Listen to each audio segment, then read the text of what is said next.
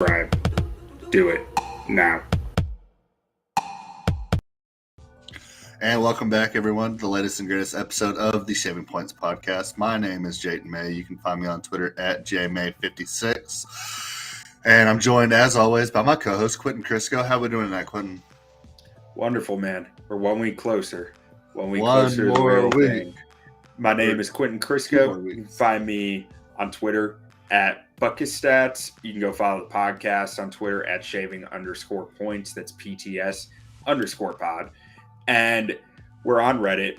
Go subscribe on YouTube. Please, please, please go subscribe on YouTube. We are so close to 100 subscribers, and we need your help.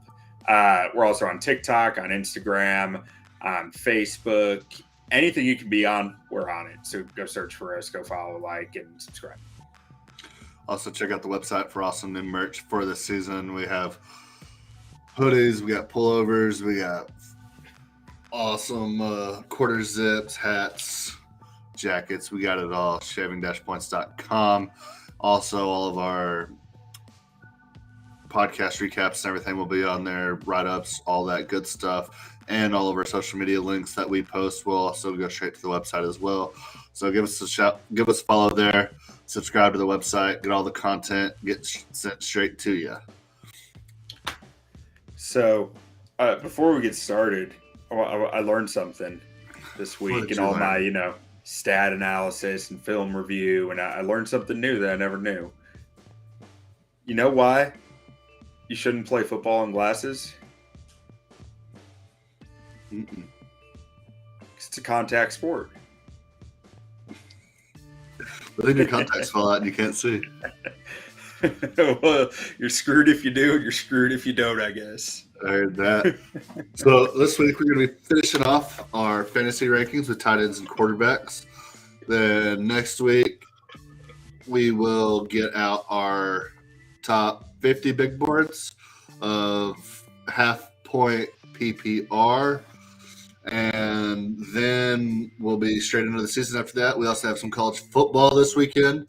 We may dabble on at the end of the episode. Who knows? Maybe got some picks for you.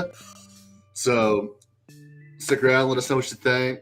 Let us know in the comments below who is your top wide receiver, who is your top running back, who is your top quarterback, who is your top tight end this year, and see how you're going to do in fantasy. But starting out with tight ends, we're going to do the top 15, tiered into 4 different tiers.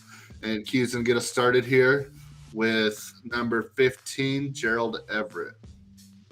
Yeah, Gerald Everett's a guy who I like this year. I mean, he is about as athletic as they come and really hasn't produced a ton in the league. But when he was in LA, just didn't see a lot of usage. And last year, I was excited for him to go up to Seattle and play with Russ. And then Russ was injured half the year. It was just a bad year up in Seattle. And also, when you got DK and Lockett, why are you going to throw to Everett as much, But I really like the idea of him being with Justin Herbert and the Chargers. I think he can really create a role for himself there that he hasn't really had the chance to create elsewhere. McVay just didn't like using tight ends a whole lot, it seemed like, when he was there. Even still, Higbee's usage is always up and down. So I think Everett's a good, feast or famine type pick here. I could see him blowing up. I could see him staying the guy he's always been, but I'm interested in the upside for sure. Very late in the draft, he's not going early. Absolutely. Yeah, I like Gerald Everett a lot as well. I'm not too big on tight end. If I don't get one of the top guys, I'll usually just wait and sit. And he's definitely a guy you could be looking to snag later in the draft if you need him. On to number 14, we have Dawson Knox. Dawson Knox. So this guy is an angry run star, if you're familiar with NFL Network. But he's honestly, tight end is such a tough position in fantasy because there's only about 5 to 6 guys that are truly difference makers. And I always make a big point to go after those guys early in the draft because those guys just the difference between what they're doing for your team and what an average tight end is doing are very different. Like it's worlds apart. So Dawson Knox to me, he's a guy. He's going to get you some points. He's going to be around average most of the time. Maybe he'll have a game with 2 touchdowns here and there, but he's good enough to have here in this top 15. But I don't think he's good enough to be much more than that. You know, he's a guy I'm targeting if I missed out on the guys that I really wanted. Yeah. Okay. And then going on the next one, Hunter Henry, the great Hunter Henry, freak of an athlete, often injured Hunter Henry, down or up in New England these days. Is he still there? Yeah, he's been healthy for the last 2 seasons, I believe. Last year was his first in New England. Yeah. But I mean, he's another one. He's a guy. He's never really going to blow you up for yards that often, but he's going to be a touchdown monster. He's a great red zone threat, and he's going to have some weeks with 2 touchdowns, a lot of weeks with just 1 touchdown, and he's pretty touchdown dependent. So that's always a little scary from a fantasy standpoint because it's a high variable play, you know. But to me, these tier 4 guys are all basically touchdown or bust guys. They're guys that if your tight end goes down, you can stream them, or if you don't get a top flight tight end, you just kind of pick up whoever has the best matchup every week. And that's what all these guys kind of fall under, in my opinion. Number 12, we have the Cole Kmet, the legend. He just looks the part, and I want him to be the part so much. But I don't know. I mean, so the Bears' new scheme is going to help him a lot this year. It's going to do a lot. Like Cole Kmet, he runs like a refrigerator. You know, he can, once he gets the momentum going, he can get some speed, but he's not going to be making crazy cuts out there. He's not going to be the most precise route runner. He's just a little too bulky for it. Doesn't have the loose hips that you need to be that type of route runner that you see with like a Travis Kelce and a Mark Andrews and a Darren Waller. But he fits more the mold of like a Jason Witten, for example, where if the scheme's right and the play callers hitting just right on, he can keep getting yards and keep getting open because he's coming at those linebackers as a run blocker so often, and he's able to use that to his advantage on play action fakes, on stuff like that over the middle of the field, where they think he's coming at him to run block again, and then he just runs right by him. Yes, sir. He gets wide open. It's like those. How often do you see a tight end in the NFL? You're like, how is he that wide open? A lot of times it's stuff like that. That's how they're that wide open. Not great route running, but great effort to set it all up. And that's what I think Kmet can be for the Bears this year, because they're going to be a run-heavy team, and he's going to get targets. It's Darnell Mooney and him. Those are the 2 targets on the Bears. So for PPR, Cole Kmet has that going for him at the least, that he's going to get consistent targets. What scares me with him is 2 career touchdowns in 2 seasons and not good red zone efficiency. Again, he looks the part. I just hope he becomes that guy, you know? Oh, yeah. And then number 11, we have Zach Ertz of the Arizona Cardinals and that Kyler Murray, Cliff Kingsbury offense. A lot of weapons all around. Zach Ertz has always kind of been a guy that you think can really break into that upper echelon type of player for the tight end position. He's never really done it. Crazy talented, great route runner, great hands, good speed. It just seems for some reason it's never clicked, whether it's quarterback chemistry, staying healthy, whatever it is. But Zach Ertz is a name that most even casuals will know and see the name. They're like, oh, he's good, right? Yeah. And yeah, he's all right. If you get stuck with Zach Ertz on your fantasy team, hopefully you're getting him in the 12th, 13th round, something like that. And he's just a guy there that can hopefully get you some touchdowns. With no DeAndre Hopkins, they don't really have a big body threat in that passing system with no nuke. So maybe early in the season he's getting those third down looks. He's getting the red zone looks. So he could be a guy that could come up big for you early. And then maybe that chemistry starts flowing, and then even when D-Hop comes back, he still keeps putting numbers on the board. I like his upside a lot, probably more than anybody else on this tier 4 list, just because of mainly because of his situation there in Arizona, but then we also know he just has the pure athleticism that it takes to put up big numbers for a tight end. Yeah, so if he was someplace else, he'd be a tier 3 guy for me. A few years ago, Zach Ertz, big name, tier 1, low end tier 1, high end tier 2. A few years later, um, he goes to the Cardinals last season. He actually did outstanding for fantasy with the Cardinals last year after He the did trade good. deadline. I scooped him up in one of my leagues because of the Waller injury, and he did well for me. Yeah, and I mean he's got the potential to do that again here. One, the injuries scare me a little. 2 years ago, he missed a lot of the season. Even the time he played, he was not the same guy. He's getting up there in age. But two, the Cardinals have Max Williams coming back from injury. Max Williams, the only reason they traded for Zach Ertz is because Max Williams got injured. He was really starting to come together in that Cardinals offense last year before getting injured. And then, even more notable, they drafted Trey McBride in the second round. I think they have big plans for McBride. So it's just a crowded tight end room. And that makes me wonder how his usage is going to look, which is really the main reason he's tier 4, not tier 3 for me. Yeah. And then speaking of tier 3s, we'll move on over there. Oh, let's see here. All right. Tier 3s. So at number 10, we have our Dirty Cats, the Lions. Can't be slept on. TJ Hawkinson, however you want to say it. I love every part about this Lions offense this year. I love their quarterback play. I love their receivers, and I love TJ Hawkinson.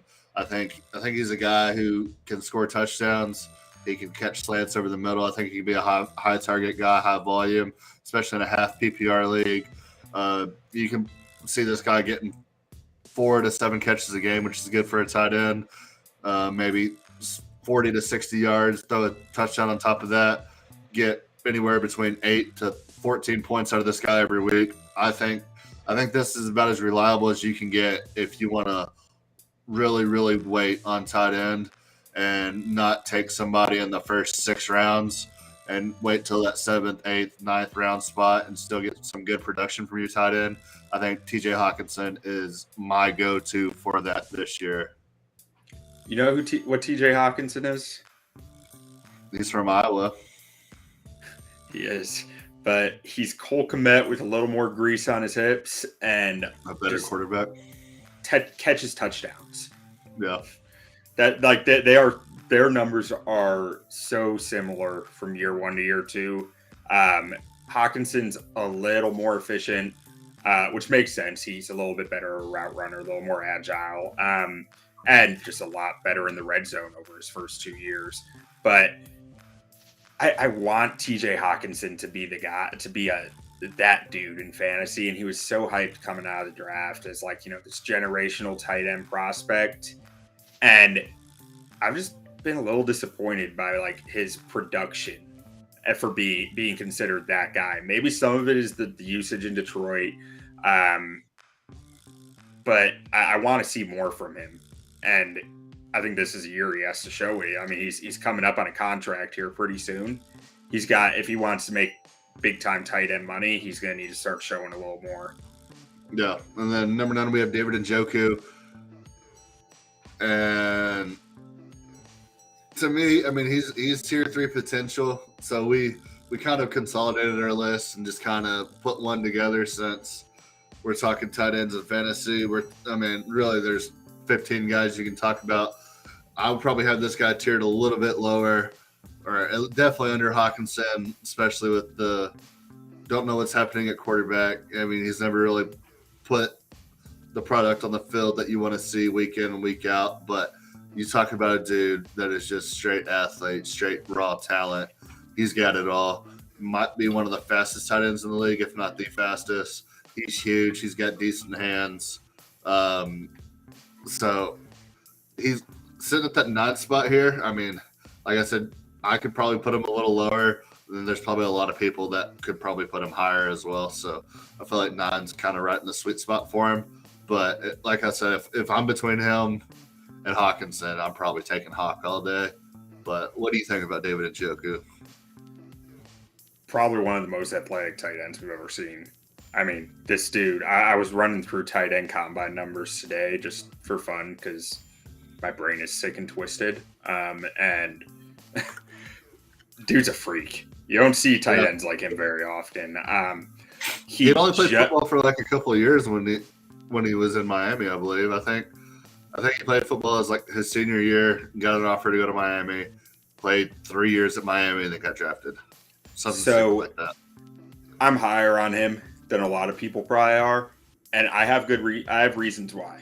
I think they're good. It's up to everyone else to decide whether they're actually good or not. But big new contract. And Kevin Stefanski is pretty smart offensive mind. Kevin Stefanski doesn't go throwing around money, like, or go to his GM and saying, we need this guy, unless he's going to make that guy a key point in his offense. And he did that here, as far as I can tell. No one was going to give Njoku that type of money in free agency, and they did. They're seeing something that they're seeing his maturity. Who's going to throw him the ball? So that's the other reason I like him, actually. But they're seeing his maturity growing, his work ethic coming along, and really him putting in the time and effort needed, and he got paid for it, which makes me think he's going to get a lot of opportunity.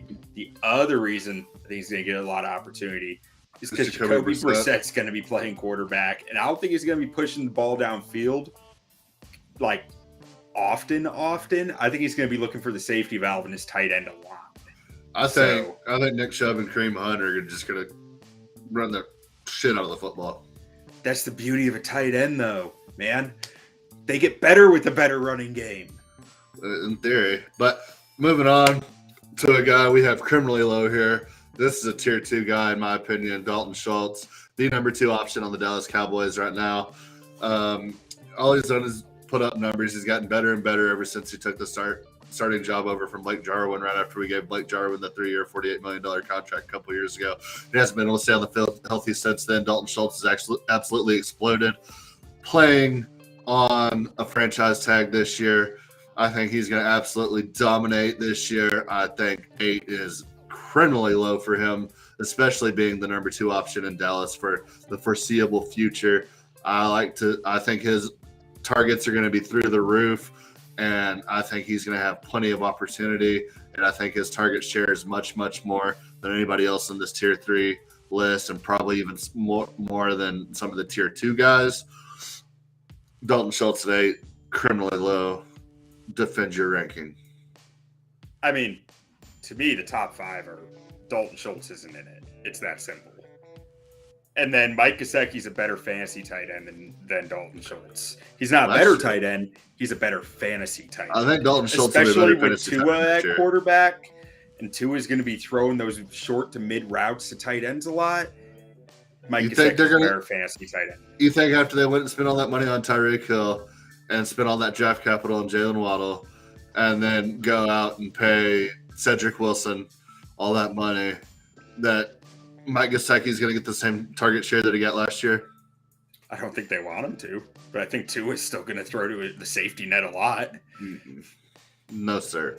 I don't trust Tua to attack downfield. I just don't. He doesn't have to attack downfield. They're going to run wide receiver screens, slants, outs, and get the ball in Jalen Waddle's hands, Tyreek Hill's hands, and Cedric Wilson's hands. I don't know, man. I know tight ends do well in that wide zone system. We'll see. I don't like Mike Gesicki this year. And another one. Now, granted, I made overrated tight end in the league. I made this list before Gesicki requested the trade, or before they said, like, it came out today that the Dolphins are shopping him. Yeah. And had I known that, I would probably put Schultz one higher here. But I mean, I like Schultz. I just don't love Schultz. I don't see the same big potential, and he has to prove it this year too. He's only done it 1 year, so I don't think Schultz is a game breaker or nothing, but he's the second option in a very good offense right now. He's going to be the second option at least for the first 3 or 4 weeks. He's playing for a contract, and he's just always. I mean, he's like Jason Witten but faster. I don't know if he'll have the 17 years of production, but Yeah, the he's one of the longevity.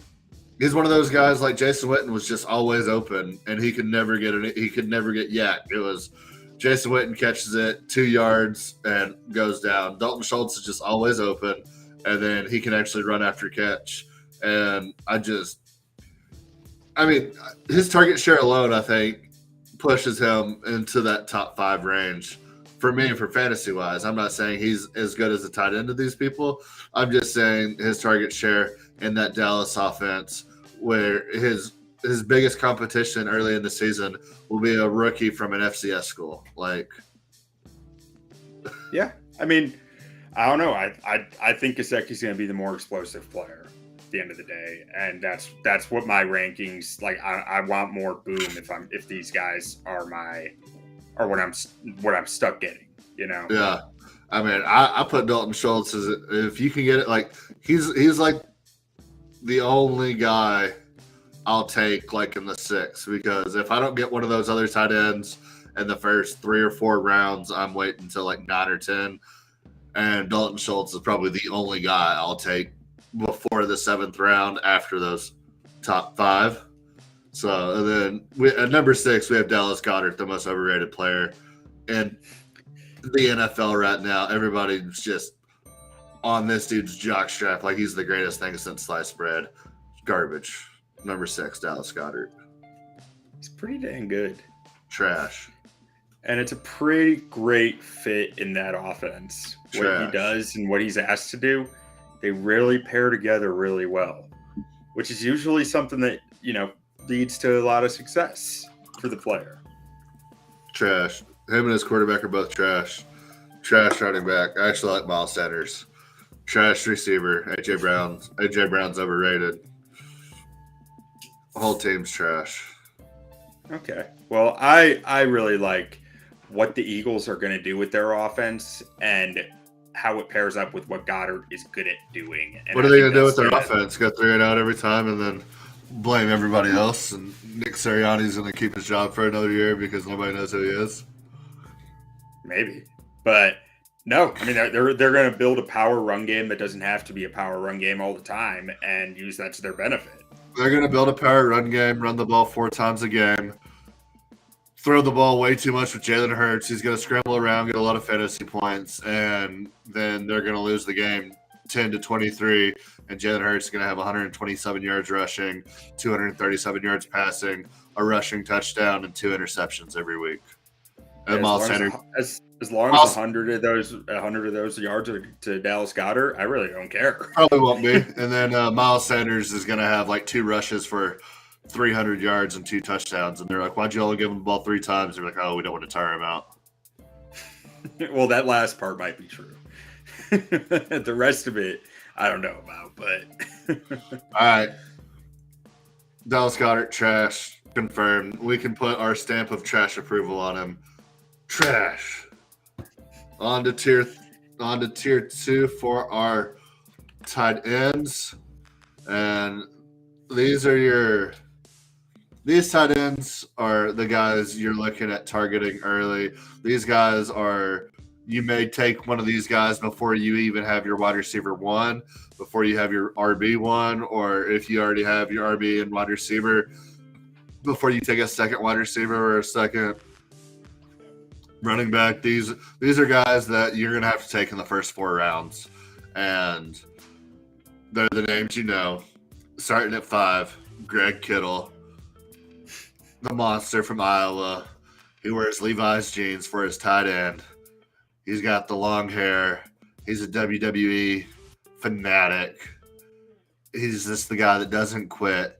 And that offense that seems like they have weapons everywhere. He won't get tackled. He'll put your dick in the dirt. He's a monster. He's everybody's favorite. He's your favorite player's favorite player, George Kittle. I thought it was Greg. It is Greg. Okay. Yeah, these top 5 guys, these are your game wrecking tight ends that you want on your roster. These are the guys that I'll take in the 2nd round. Like I consistently, you need a difference-making tight end on your roster if you want to win fantasy. Yep. It's where you can really win games. And Kittle is a monster. I mean, he can get 2 targets a game and put up 15 points. You know? Yeah. He doesn't go down. He craves contact. He's an absolute monster. I love the play. I love him. I love watching George Kittle more than I would like having him on fantasy team. He's a guy who actually might be a tier 3 guy, and I'd probably put Dalton Schultz in this tier 2, only because you don't know what kind of targets he's going to get in that Trey Lance offense. But, he is an absolute monster when he catches the ball, when he has the ball in his hands. To me, he's the wild card of all this. I mean, he could be the best tight end in the league, or he's completely content, like blocking down and just like blowing up defensive ends for an entire game and not even getting a single target. Like, you're right. It's a fantasy roller coaster with him sometimes, but also he'll put up a 30-point game out of nowhere sometimes. Oh, yeah. Too. So you don't know when he's going to get his targets. You don't know if it's going to be at all consistent, but he always has the ability to put up a monster game. Yeah, he's an absolute beast. Like, he has the lowest floor out of anybody and one of the highest ceilings. Yeah. Like, he can go out there and put up 2 points, and he can go out there and put up 30 points. Like, none of these other tier 2 tight ends are gonna ever put up nothing unless they get hurt. Yeah. No, he's the biggest question mark here. And then Darren Waller is a guy I love. I mean, and I could like Darren Waller is another guy. Like this tier 2 right here, I think Waller and Kittle are like tier 2B almost, because with Foster Morrow coming on like he is, and some of the stuff they said coming out of camp, if Josh McDaniels runs that 2 tight end offense, it's going to take a little bit away from Waller, and I think Foster Morrow is going to be very, very good. Probably get a big contract in the offseason. Plus, bringing in Devontae Adams on top of the other weapons they already have there, I think that can bring Waller's production down a little bit, but I think it elevates the offense at the same time. So I think their offense gets better, but Waller's production, from what we've seen in the past, may come down just a tick, especially if they start running that 2 tight end offense. So him and Kittle, both to me, are like tier 2B. Like, they're still great. They still have the potential to put up monster numbers, but because of the systems that they're in, they might be just a little bit lower than these next 2 with Kyle Pitts and Mark Andrews. I agree with that. And since Foster Moreau was a rookie, he flashes constant. Like you see it, but also he doesn't have that much production in the NFL for the amount of time he's been in the league. I think he only has like 300 yards or something. I mean, you might fact check me on that, but like he's flash big, but it's not that much volume. So before I get too hyped up about him, I want to see it. But I believe the potential's there. I'm going kind of based off tight end U that they have that I think it's Travis Kelce, Kittle, and Greg Olsen put on every year down in Nashville.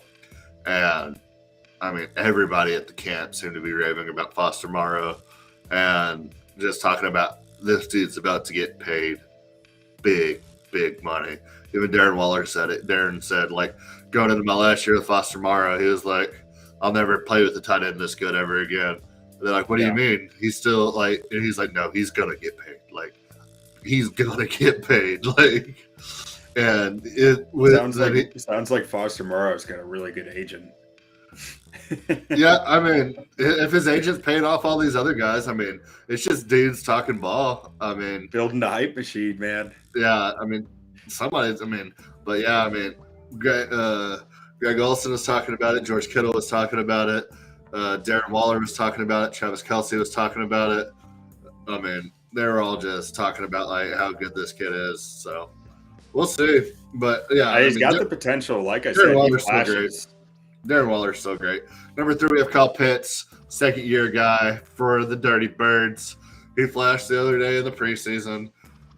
He flashed at Florida. I mean, this guy is just amazing. But he has Matt Ryan 2.0. His quarterback doesn't throw touchdowns. So, I wish he had a quarterback so badly. Marcus Mariota might be good. Desmond Ritter might be good. I'll hold my judgment for a little later. I mean, they both look decent in the preseason. I mean, it is the preseason, but I mean, they both look to be making throws. And I mean, this dude is the number one target in Atlanta. Yeah. And so, no worst case scenario, you're getting a number one wide receiver at the tight end position. He's going to get 6-7 catches a game, probably anywhere between 80 to 120 yards a game. And if they can start throwing touchdowns in Atlanta, I mean, he could easily be tight end one at the end of the season. If he had a better quarterback, I'd probably have him tight end, like in tier 1. Yeah. I'm not going to lie. Then number 2, Mark Andrews, another guy who's going to benefit from a lot of targets walking out the door and going to Arizona. And with a quarterback that already loves him, is probably going to be looking to him even more. He's a touchdown machine. He's a high catch, high volume guy. Does it year in, year out, week in, week out. Just a lunch pail to work type guy. Not great with yak, but sometimes yak doesn't matter when you get 8 catches for 80 yards and 2 touchdowns. I mean, yeah. I mean, honestly, I love Mark Andrews for this year. That Baltimore offense is gearing back to 2019. They're scaling a lot of the throwing concepts back to focusing on what Lamar's good at. And it's a Lamar contract year. And I think Lamar's going to show out. So I think Mark Andrews is going to show out. Like, I think those two go hand in hand. No, I agree. And, I mean, we know Mark Andrews is good, and we know he's going to put up numbers. And he's our number 2 tight end. He's probably a second-round guy. Him and Kyle Pitts probably both second-round guys. Waller and Kittle probably early third, early to late third, probably. Yeah, if I got stuck in a hard place in the second round, I'm taking either of those. But that's if I'm at the back end of the second round and the others are all off the board already. Yeah, Kittle's a guy that I love Kittle, but I probably would never draft Kittle because his ADP is going to be right there around late second, early third area. And there's just way more that I like that's going to be on the board for his risk versus reward. I'd rather go get a guy that we had talked about previously, either wait on a Schultz or wait on some of the other guys we've talked about in much later rounds and just get one of those consistent 6 to 9 points a game and go take a stud wide receiver or a stud running back. And that spot that Kittle's going. But if Kittle fell to me mid fourth, somewhere around that 47-50 range, I would love to take him. I just don't think he's fallen that far. Yeah, I think we have different strategies on tight end. I'm much more boom bust. Yeah, I mean, to me, if I don't get tier 1, I'm waiting. Oh, see, if I don't get tier 1, I'm taking a guy like Kittle if he's there, and if not, I'm taking 2 high upside guys that I'm just making bets on, and I might end up with nothing, or I might end up with a surprise amazing tight end. Yeah. So speaking of tier 1, we'll just go to that. We have 1A, 1B, and 1C. 1A, we have Travis Kelce of the Kansas City Chiefs. 1B, we have Travis Kelce of the Kansas City Chiefs. And 1C, we have Jason Kelce's brother for the Kansas City Chiefs, Travis Kelce. He is the one and only when you're talking about tier 1 for tight end. He does it year in, year out. His target share looks to probably be going up this year after he's already putting up numbers of a wide receiver 1, not in fantasy, but in actual NFL statistics. He is a wide receiver 1, and he is every bit of a wide receiver 1 in fantasy. One of the highest scoring flex position players year in and year out at the tight end position. If you can get him late first, I mean, he is in that sweet spot if you're picking 10 through 14. If you're in that 10 through 14 range, in my opinion, it's Travis Kelce all day, every day. Get him on the team. He's going to put up 17 points a week, and you're just going to love not ever having to worry about the tight end position. I've had him. I try to get him every year. This is my third year in a row. I'm drafting in the 11 spot, and I guarantee you if he's there at 11, he's going to be on my team again, and I'll be so proud of it. I'll be so happy with it. To have a wide receiver 1 at your tight end position for fantasy football is just one of the greatest feelings ever, where you can just set it and forget it, not have to worry about it for the rest of the year. The 1 bye week, you go pick up Foster Morrow. Hopefully he'll snag 2 touchdowns that week, drop immediately after, because Travis Kelce is that dude. You know the highest I've ever taken Travis Kelce is? 6. 4th. Yeah. Like, there's no other player. There's no other player in fantasy football whose production is so above and beyond anyone else at his position. He's the most valuable player in fantasy football. I don't understand why he doesn't go higher in drafts. On top of that, I mean, he put up numbers like you throw Cooper Kupp and Devontae Adams out the door. I mean, he's in contention for like top 3 wide receivers in fantasy football. Yeah, so most years, like, the number 1 wide receiver in the NFL is closer to the number 30 wide receiver in the NFL than Travis Kelce is to like the number 7 or 8 tight end. Like, It's insane how far and above what everyone else at his position that Travis Kelce is. Just insane. He doesn't like to be slowing down, and I mean, he gets yak. He gets the targets, he gets yak, and he gets touchdowns. Like, and anytime Mahomes is in trouble, it's Travis Kelce, boy. It's Travis Kelce time. I was this close to taking him number 2 overall a few years ago. I couldn't do it, but like I probably should have. Yeah, I mean, to me, it's almost never too early to take Travis Kelce, and he's always sitting there in that 10, 11, 12 range. And every time I'm just like, duh. Yeah. You're getting wide receiver 1 numbers from your tight end spot. Yeah. And then you can still go get other wide receivers that may be top 10 wide receivers that you can get in the 3rd or 4th round that still may end up being top 10, and you still have a wide receiver 1 at your tight end spot. Like, it's a no-brainer year in, year out. If you have faith in your drafting ability in the mid rounds, it's a no-brainer. Yeah. So, Travis Kelce, number 1 rule of fantasy: it's never too early to draft Travis Kelce. Nailed it. Number 1 rule of fantasy.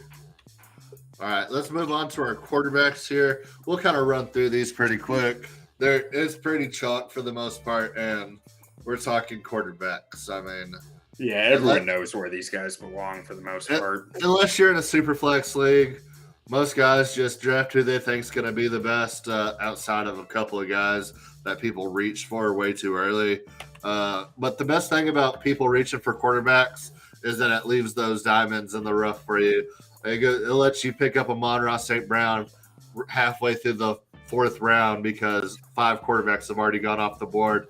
And then you can come back around and pick up a Jerry Jeudy right after it because by that time 7 quarterbacks have gone off the board. And you can go get a Jared Goff, who is my 14th quarterback. We'll get to here in a second, but you can go pick him up in the 10th, 11th round. And he may average 3 points less a week than some of these big name guys, but yeah, you got 2 stud wide receivers that you picked instead. So we'll start out with my tier 3 here at number 16. We're supposed to be 15. We had a little bit of a issue. I left it in there. Justin Fields. I love his athletic ability. I love his playmaking ability. I love his arm. I just love his talent. He's on a terrible team. No offensive line. Hardly any weapons, but I think he can make plays with his feet. I think he can find the end zone. Their defense can't stop anybody. I think their offense is going to have a lot of opportunities. Whether or not they can stay on the field, I have no idea. But I think the offense is going to have a lot of opportunities. That's good for fantasy football. If You're you're hoping stuck, for 2015 Blake Bortles, yeah, basically. if you're stuck late with Justin Fields in a superflex league to be your number 2 quarterback, awesome. If you go grab a top flight quarterback and you might need a backup and you're late in the draft, Justin Fields is a great upside guy. And like he said, Blake Bortles, 2015, when that garbage time comes around and the Bears are getting their fucking dicks kicked in, he can put up 20 points in the fourth quarter alone. So, Yeah. I got Justin Fields at 16. Number 15, I have Trey Lance. My tier 3 here, all 3 guys, I think, have the potential to absolutely explode, but we just don't know yet. And at 15, I have Trey Lance. I love this offense. I love Shanahan. I just don't know how much they're going to unleash Trey Lance. They're going to run the shit out of the ball, but he's got the arm talent to throw deep. He's got the athletic ability to run. We just don't know what we're going to see yet. So I got him at 15. At 14, I have Jared Goff. It's funny I say we don't know what we're going to see out of Jared Goff, but this offense is absolutely loaded, boy. We have 3 really good wide receivers. We have a good tight end. We have 2 good running backs. We have a great offensive line. Like, I mean, to me, it seems like you have to try to be bad not to put up big numbers in this offense. And I think Jared Goff has actually progressed as a quarterback much more than people give him credit for. And I think he's going to tear it up this season. And I think he can be in for a potentially huge season. And with his ADP going in like the 12th to the 15th round right now, I absolutely love Jared Goff as a guy that you can just load up on running backs, wide receivers, maybe grab a second tight end, and just pick up Jared Goff late before you go get your kickers and defenses. And then you have a true blue starting quarterback that you took in the 13th round. I love Jared Goff in fantasy this year. Yeah, Goff didn't make my top 15, but he's not far from it. I mean, he is getting undervalued at this point. Like, I don't think the guy's going to be a world beater by any means, but I think he can be pretty close to what you're getting at Kirk Cousins. And Kirk Cousins did make my list at number 14, and that's just because he's like the model of consistency. Goff isn't as consistent, which is why I got to have Cousins over him. I did my list off the top of my head without looking at anything. And when I saw your list, I was like, oh yeah, Kirk's cousin. Yeah. Didn't even think about it. He's just so consistent, man. Like year in, year out, you know what you're getting with him. And he probably gets undervalued similar to Goff because he's a meme quarterback. But in fantasy, I don't care if they're a meme quarterback. I just care if they put up points. I would definitely put Kirk Cousins in the same the way I described Jared Goff. I would definitely put Kirk's cousin in the same vein as that. And then I also had Trey Lance at 15. Generally agree with you there. And Justin Fields be about my 16, so we're in a lot of agreement there. Number 13, I have Derek Carr with, Too low. Just loaded wide receivers at this point, with Devontae Adams, Hunter Renfrow, and then Darren Waller and Foster Moreau. Like, they got a lot to work with there. The O-line scares me there, though. Scares me a lot. That's one of the reasons why he's not tier 2 is that offensive line. I don't trust that he's going to have much time to work. And then 12, Aaron himself, COVID toe, Aaron Rodgers. Who's he going to throw to? He's a tier 1 quarterback with no one to throw to, and that makes him a tier 3 in my mind. He's got Rob Tonyan, old Bob Ton. He's got Sammy Watkins. People forget he was 4th overall pick. Yeah, he was good once. He's got Lazard. Yeah, the Lizard Man. Christian Watkins. Yeah. Rodgers and rookie wide receivers do not have a strong history. Yeah. No, I don't love Rodgers either. Randall Cobb's still there. Yeah. Came back, resurgence. Bring back Jordy Nelson. Just get the whole crew back together.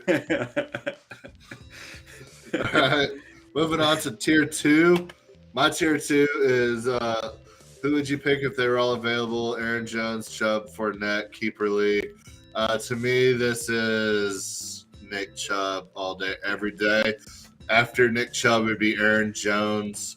I wouldn't even put Fournette in this conversation unless it's tied to a round. If you can keep Fournette in like the 10th round compared to like Aaron Jones in the first or like Nick Chubb in the second, I might look at Fournette keeping in the 10th. But if it's just straight up keeper, just pick whoever you like better out of Aaron Jones or Nick Chubb. Really can't go wrong. Both guys are locked up on contracts and going to be there. We don't know what's going to happen with Fournette long term. Like, I have Aaron Jones higher in my fantasy rankings, but Nick Chubb not having your quarterback for 12 weeks probably boosts him up a little bit. But you can't go wrong either way. Just make sure you handcuff them either way because both their backups are two of the best backups in the league. So make sure you go out and get A.J. Dillon or Kareem Hunt, and you'll be just fine, Willem Dafoe. Yeah. But moving on to our tier 2 quarterbacks, my list is a little crowded here. Can't really differentiate any of these guys. I think they're all going to be good. I think they're all going to put up good numbers. At number 13, I have Matt Stafford, Super Bowl quarterback. He's in a prove-it year. We'll see what he can do. If you've won one Super Bowl, you've won no Super Bowls, just ask Trent Dilfer. So Matt Stafford's really got to prove himself this year to see if he can really be the guy in Los Angeles. And number 12, I have Derek Carr. I think that offense is going to be rocking and rolling this year. And I love Derek Carr for fantasy. I think he's going to put up huge numbers. Really like him a lot. Number 11, I have Jalen Hurts. Like I was talking about earlier, I think he's going to be able to run the football, be able to get a lot of yards, throw to all those trash receivers he has, trash tight end, trash O-line, trash running back, trash organization, trash coach. But he's going to put up fantasy numbers. So Jalen Hurts at number 11. Gotta love it. Number 10, I love the running backs. I love the receivers. It's only right that I give the quarterback some love. Russ Wilson for the Denver Broncos. I heard he's dangerous. Dangerous. He'd probably be a little bit higher on my list if they didn't have such a strong running game there. And playing at Mile High, they could kind of you kind of wear down a defense and be able to run the ball without having to throw it. So I think that's going to help him a little bit. I'm excited to see what that altitude does to his deep ball. He's one of the best deep ball throwers in the league already. And then that altitude thrown to Jerry Jeudy, throwing to kid out of SMU, just catching bombs. Cortland Sutton. Yeah, I remember he went to SMU, but I couldn't remember his name. Cortland Sutton. Yeah, I'm so excited for this offense. I don't know how good the team's going to be, but I think this offense could be Peyton Manning-esque, like breaking records offense. I mean, I love both receivers. I love both running backs. I love everything about this team. Tight ends, yeah, Alberto, he's all right. But, yeah, Russell Wilson at number 10. Number 9, the GOAT, Tom Brady. No matter what he does, I mean, he's going to go out there. He's going to throw for 4,000 yards, 33 touchdowns, 3 interceptions, and make the NFC Championship game. It's Tom Brady. Number 8, Aaron Rodgers. Can't win the big one, but puts up good numbers every year, back-to-back MVP. I like him a little bit more than Quentin does, but yeah, I didn't have these ranked, so he's ranked 8, but he's really probably closer to 13. I just kind of tiered them out, and then they got numbered afterwards. So yeah, number 8. Then these next 2 guys are probably tier 1B for me. It's Dak and Kyler. Dak Prescott for the Dallas Cowboys. I really like his potential to blow up this year for fantasy football. Don't love that he's missing his number 2 wide receiver option for the foreseeable future. Probably won't see him until week 4 or 5. But what he can do with his legs and what Kellen Moore has the potential to scheme up with easy rushing touchdowns, easy passing touchdowns to tight ends, and wide receiver screens and stuff like that. I think he has potential to put up huge numbers. But Now, Michael Gallup for the foreseeable future scares me just a little bit. Number 6, Kyler Murray. My MVP last year, I was all over him. He seems to just fall apart midseason, can't stay healthy. He's very fragile, very brittle. But when this guy's on, he is every bit of a tier 1 quarterback in the NFL for fantasy football. Cannot be stopped. He can run, he can pass, he can do it all. But he just seems to get banged up and then fall off a ledge. So he's really hard to rank. But yeah, Kyler and Dak are my two premier tier 2 guys. Yeah, so I got Matt Stafford down here at the bottom of tier 2, similar to you. Love his weapons there. The biggest reason why he's not a little higher on my list, like towards the top of tier 2, is just they played a lot of snaps last year, went on a Super Bowl run. I don't know how they're going to do down the stretch. So I want more sure production down the stretch, and for a guy who's had some injury issues on top of a long season last year, that worries me a little bit. Kyler, similar kind of sentiment for me, sitting here at 10. I want guys who I trust late in the fantasy season, and I'm losing that trust with Kyler. So I'm just I have him a little lower than the rest of these guys. At 9, Dak Prescott. The lack of Michael Gallup worries me a little early in the season, but I think he's a guy who's going to come on strong down the stretch. So for me, really from 9 through 5 is pretty similar. I'd be happy with any of those guys at the right spots. Joe Burrow, obviously. I mean, Joe Burrow won me a championship last year between him and Jamar Chase being on the same team. It was just like blowouts the last 2 weeks of the season. So, I mean, I know he's capable of that. I know that he's actually pretty consistent too. He only had like 1 or 2 blow-up games last year where it was like, what the hell happened?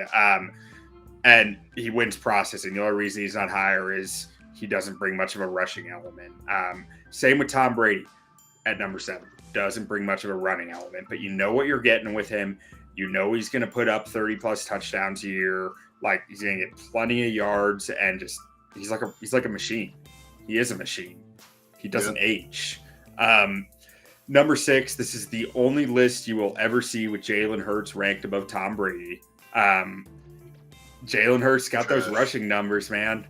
He's got some crazy rushing numbers, and he's got good enough passing stats to get away with it from a fantasy standpoint as being a high-end quarterback.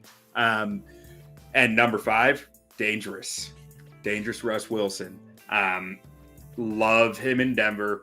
Love that offense that he's playing in, the talent there. And honestly, I don't love their defense a ton, which in the AFC West makes me think Russ is going to put up a lot of points to stay competitive in games. Yeah, that every defense in that division is on watch right now. Yeah. You really can't go wrong with an AFC West quarterback this year. No, I don't not think. at all. All right, moving on to our tier 1 guys here. And these are guys, if you're in a super flex league, these are your first round talent guys. If for some reason you have a weird scoring system and QBs are inflated, these are guys you can take early. These are the guys that if you're in a half PPR league or a PPR league or just a standard league, any of like the normal leagues that people do, the casuals will take super early and let wide receivers, running backs fall to you. Yeah. These are guys that I'll probably never draft unless I'm in a super flex league and I can get them. But these are just your best QBs in the league right now. So number 5 for me is Lamar Jackson. Former MVP. Whenever he was drafted, I said he was the best quarterback in that draft. I may have to backtrack that a little bit because Josh Allen is really freaking good. But yeah, my Lamar Jackson take has aged very well. I loved him in that draft, and you and me both, man. We were on it. He's probably gonna be a Super Bowl champion someday. I mean, he's got one of the best coaches in the league. Defense just gets better and better, and he can do it all, man. He can run, he can throw, he can catch the ball if he wants to. Lamar Not Jackson. according to Madden. Just do it all type guy. Number 4, this is where I had some disagreement. Joe Burrow, I think he's absolutely going to light it up this year with the weapons that he has, with the running game that he has, with the improved offensive line. I think he's going to put up monster numbers this year. He might not be able to run the ball like some of these other guys can, but I mean, I have Pat Mahomes at 1, and he doesn't really run the ball a whole lot at this point in his career. So I think Joe Burrow can absolutely light it up throwing the football. I got Joe Burrow at my number 4. At my number 3, I got that dude, Justin Herbert, out in L.A. He might be the best quarterback in history of football that will never make the playoffs. For some reason, he's just going to find a way to miss the playoffs every year. But every year, he's going to be like, dude, he might be the greatest of all time. And he also can't even make the playoffs. So he's like Aaron Rodgers, but without the best record in football. Because like Aaron Rodgers goes and wins like back-to-back MVPs and can't win playoff games. He just absolutely like chokes in playoff games. Like that's Justin Herbert, but in the regular season. So Justin Herbert at number 3. Number 2, I have Josh Allen, that dude in Buffalo. I mean, looks great in shorts. He's got big hands. He can throw it a mile. Probably going to win an MVP this year. I love him to win MVP this year. Bills are favorites to win the Super Bowl. I mean, they got everything rocking and rolling for him. All he's got to do is just put it together, go out there, and not lose to the Jaguars. And they can be a 1 seed and don't have to worry about going to Kansas City and losing a coin toss. And, yeah. Josh Allen, number 2. And number 1, I have the GOAT. I have Patty Mahomes, the greatest of all time. Just got inducted into the Texas Tech Ring of Honor Hall of Fame. He's just the best there ever was, best there ever do it. He wakes up in the morning and pisses excellence. I mean, that's all there is to Pat Mahomes. He already put another baby in his wife. He'll probably have 5 or 6 more by the time the season starts. He's got the strong seed. I mean, this dude can't be stopped. He's going to win 7 or 8 Super Bowls. No doubt. I mean, he's just the best there ever was, best there ever do it. That dude, Pat Mahomes, at number 1. And can't prove me wrong because he's the best. Well, I agree with you. He is the best. But he's number 4 on my list just because of all the change at wide receiver there. I think he's still going to be a tier 1 QB, but I don't think he's going to be the best, the top of the top tier 1, just because there's so much change going on there. You know, it takes time to build chemistry with those guys. Number 3, Josh Allen. I can't say anything you didn't already say about the guy. He's got it all this year, and I think he's going to put up monster numbers. Number 2, Lamar Jackson. Man wants his money. This is a contract year for him. He's trying to get paid, and I think he's going to put out the best possible outcome on the field to get that money. I almost had him as QB1. I love Lamar Jackson this year. I think he's going to just destroy the league. But number 1 goes to the QB with who I think has the most talent around him. The guy who I think is going to just be tearing teams up this year in Justin Herbert. I think that wide receiver core, that running back room, bringing Gerald Everett in at tight end, shoring up that O-line with another first-round pick, Rashawn Slater going to year 2. I don't see how Justin Herbert doesn't put up disgusting numbers this year. And I don't. Yeah, I think he's a clear QB1 this year, and I think he's gonna absolutely make the playoffs? shred the league. God, I hope so. If they don't, I don't know how on earth they do it, unless they have the worst special teams in the league again or something. It's very possible. Like, I mean, that defense is stacked. That offense is stacked. The only thing I don't know about is special teams. Who's the QBs that when you see them go off the board, you say to yourself, time to draft a QB? I never have that thought. To me, I'll always wait on Jared. Like, if Patrick Mahomes, if I'm drafting in I do a lot of superflex leagues too, so this is like different. Yeah. But For me, it's if I could grab a guy like Mahomes, like in the third round, I'll do it. But every league I'm in, he's going first or second, most likely. And then in a super flex league, you almost have to draft in the top 7 to get a top quarterback. Otherwise, you might as well wait to the third or fourth and go grab guys like Russell Wilson, Dak Prescott, Derek Carr, stuff like that, and then snag like another Trey Lance or Kirk Cousins like that in the 7th super round. flex. I love taking the second-year QBs late, Yeah. like the guys who haven't proven much. Like I got Joe Burrow in like the 10th round last year for super flex. Yeah. To me, in a regular league, in either a PPR, half PPR, standard, there's never a point for me where I'm like, oh shoot, I have to go take a quarterback. It could be a 12-team league, and there could be 16 quarterbacks off the board in the 7th round, and I'm like, perfect. Like, more flex guys are falling to me. Like, I'll go, like I said, I'll grab Marcus Mariota. Like, I'll figure it out. You can usually find a quarterback somewhere. Somebody's stashing away 3 quarterbacks. They're going to have to drop somebody for a wide receiver or running back that goes down. You can go pick them up off waivers. I mean, there will be quarterbacks that come available if you have idiots in your league that take 2 or 3 quarterbacks in the first 6 rounds. So, to me, there's never a time where I'm like, oh, this guy's off the board. Like, I'm always waiting on quarterback. Jay, can you throw it back to tier 2 for a sec? Yeah. So for me, it's like, it's not when I say that I need to draft QBs, when I become much more aware of it. Like, if I've filled all my running back, wide receiver, tight end, and flex spots already, and I see that the lower end of these tier 2 guys are going off, like Dak and Kyler are going off, I'm like, okay, I need to go take Stafford, because I think the drop from tier 2 to tier 3 is a little wider. But aside from that, I generally agree with you. Like, I need to have, for a standard league, I need to have my entire starting lineup filled out before I'm really looking at QB. I do agree with that to an extent. Like, if it's the 8th or 9th round, and I usually wait till like the 10th or 11th, and they start going, I may be like, okay, I'll go ahead and grab somebody here. But if it's anything before the 8th round, like, you take every quarterback. Like, leave me with Daniel Jones, I'll be okay. Yeah.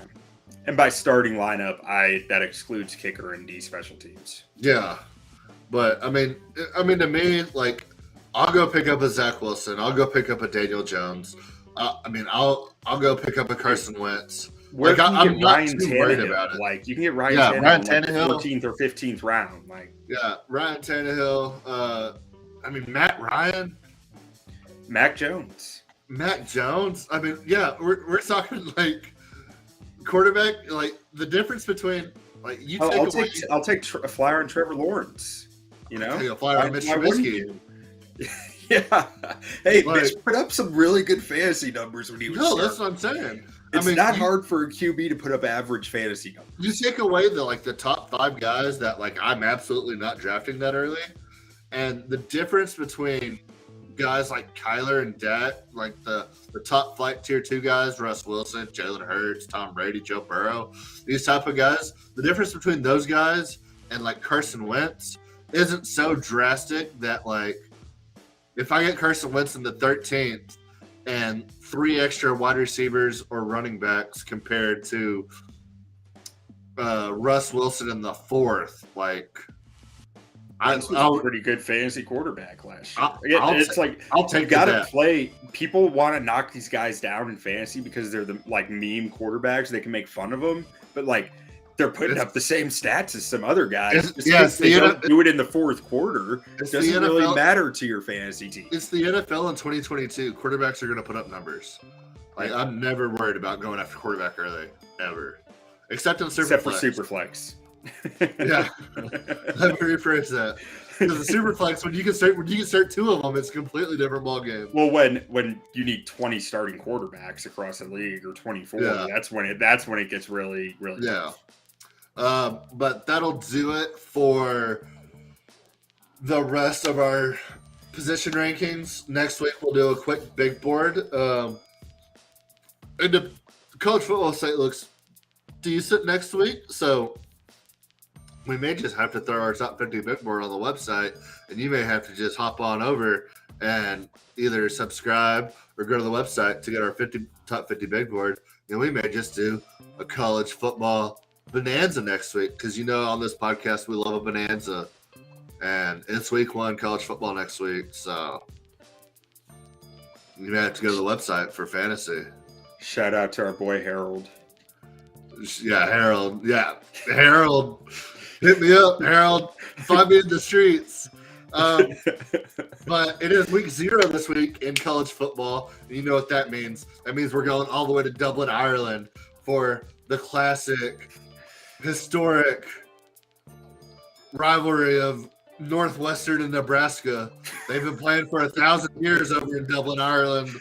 And Nebraska, them Cornhuskers, 13-point favorites. I love Nebraska this year. I don't like Northwestern this year. They're going across the pond, whatever you call it, whenever you go to Dublin. I love Nebraska's 13.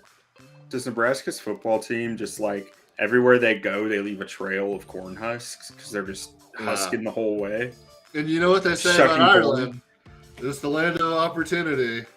And what better time of opportunity than a 13-point cover in the heart of Conor McGregor land? I love Nebraska minus 13 this weekend. Also, Utah State had a pretty good season last year playing UConn. UConn's probably the worst Division I football program in the nation. They're absolute garbage, trash. They don't even deserve to be a Division I football program. They're going to Utah State. They're going to get crushed. 26-point spread. Utah State is going to destroy these guys. They got Bama next week. They're gonna leave their starters in every second of the game. They're gonna put up points. This is a dress rehearsal for Utah State. They got Bama. They're gonna they gotta put their big boy pants on and get this done. I think they destroy UConn this week. Minus 26 is not enough points. I'm laying the points with Utah State. Give me Utah State minus 26. Last game, Hawaii. They're not very good this year. They're not very good. Playing Vanderbilt in Hawaii. Vanderbilt's got to go all the way down to the islands. And they're going to be all excited. Oh, we're in Hawaii. We're Vanderbilt. We're only going to win 3 games anyway. Vanderbilt's trash. Their coach said they were going to win the SEC this year. What a joke. I mean, I understand as a coach you have to say you're going to win the conference, but you're Vanderbilt. You're not going to win the SEC. I'm sorry. It's not going to happen. Their players are going to be so excited about being in Hawaii. A lot of them probably be the first and only time they'll ever be in Hawaii. Hawaii's catching 8 points to the worst SEC team in the nation. I don't think Hawaii is very good at all, but I mean, give me the 8 points at home with Hawaii. As long as they're running the run and shoot, they can score points. Yeah, I mean, their offense is not good. Throw that out of your mind. They're not good. They're not good, but they're getting 8 points at home with a team that is going to be bad. So maybe Vandy uses this as a catapult and wins 4 games this year instead of 2. Who knows? But yeah, I like Hawaii at home catching 8 points with a team that historically is just bad. So those are my 3 college picks. I may have more. May have some overs, may have some unders, but love Nebraska, love Utah State, and Hawaii's probably about a half unit play for me because they're really bad, but so is Vanderbilt. But you give me 2 bad teams, and one of the teams at home is catching 8 points. Like I'll take the home dog when Especially the away with team that type of with a 20-hour travel. Yeah, absolutely. All right. That about wraps it up for me. You got anything? Tyler Schoaf, Texas Tech, won. Reckon brother. Donovan Smith, coming for your job. Baron Morton, coming for your job. But for the time being, we're Tyler Schoaf fans. Go get him, boy. Bring home a natty to Texas Tech. We know we're the best team in the Big 12. We know the best team in the nation. Can't be stopped. Joey McGuire all the way, boy. Don't sleep on them Red Raiders. Can't stop, won't stop.